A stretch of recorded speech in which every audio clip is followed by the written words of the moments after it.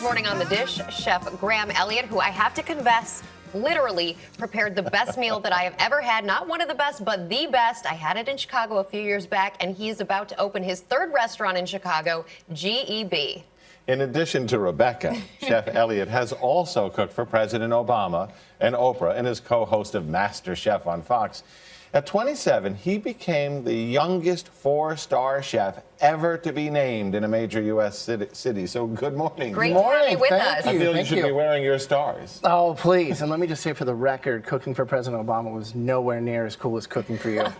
We love to hear that. You're welcome back here anytime. So what did you bring for us today? All right, so what we have, our main dish is our play on beef stroganoff. You know, taking it into consideration that it's an American classic, it's something that I was raised on. My mom cooked all the time, but we redid it. So you, instead of the egg noodles, we have Spaetzle, and that's kind of tossed with a little ragu of mushrooms and pickled shallot, topped with the braised beef short rib, as well as a little mushroom puree and peppered sour cream. Totally delicious. Thank you. I have to say. And then you have the salad, which is a deconstructed Caesar. Right. How does one deconstruct a Caesar? So the idea with deconstruction is to take something, again, that everybody understands, break it down into its individual parts, and kind of showcase each ingredient individually. So with this, you've got the little heart of romaine tossed in the dressing and rolled in a little Parmesan fluff. And the main component is the brioche Twinkie. So we take some brioche, saute it in butter, because it's not rich enough already, and then fill it with a Parmesan mascarpone.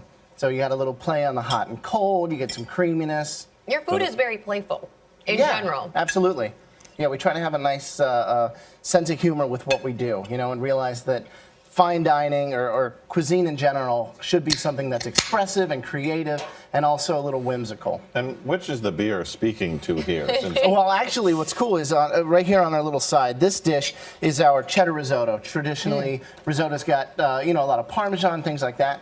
What we did is based it on a road trip through Wisconsin. So you've got Cheez-Its for the car ride, cheddar cheese, apples, bacon powder, and, you know, some pearl onions that have been braised in PBR. I'm glad you brought this and not a cheese head along with you today. Yeah, absolutely. I'd rather drink the PBR than wear the cheese head hat. You also brought Rice Krispie treats, I see. Right, but these are Spice Krispie treats. So you're cooking it traditionally same way, but starting it with brown butter and then finishing it with a little sea salt, nutmeg, clove, cinnamon, allspice, some of those fall baking spices. It's great. It's funny because it's so sophisticated, yet it keeps harkening back to blue collar. Yeah, absolutely. And again, it's being able to find something that everyone understands, reinterpret in your own way, and again, see food and cooking as this creative artistic outlet. You have an interesting story because your dad was in the Navy. You moved around a lot as a kid. So how much of what we're having here and what you cook in general is inspired by that and seeing so many different cultures along the way? Yeah, I've been lucky enough to have lived in the Philippines and Hawaii and been to all 50 states.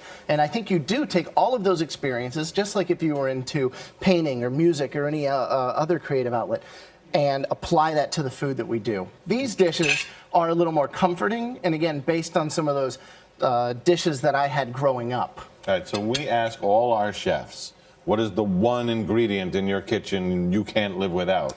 That would be fleur de sel, or sea salt. And basically, they rake up the salt into little piles. It dries in the sun. They take the top part, and not only does it help bring everything out, I always say salt's like a magnifying glass. You put it on a tomato, it makes it taste that much more like a tomato. But what we have with fleur de sel, you have all the other minerals and flavors that are found in the ocean itself. So it's an amazing thing to work with. So, if you could have this meal with anybody in the world, you could choose, and I'm cutting Rebecca out. Yeah, take me out of the equation. Who would it be? The person I always wish that I could cook for is my late grandfather, Franny Tippett. So I think he would have gotten a kick out of all this food, really enjoyed what it is that I do, and it would have been fun to cook for him. Well, we certainly enjoy what you do and would love to have you sign our dish, which is a tradition here on CBS This Morning. Okay. And oh, I love it. Is this going to be a hand turkey? No, it's not. Or just a handprint? Cool. Okay. I actually heard somewhere that with sumo wrestling, that what they would do is put their hand in the ink and then put it down, and that's kind of the signature. Our sumo wrestler chef, Chef Graham Elliot. Thank you so much. Thank you so much. Awesome work.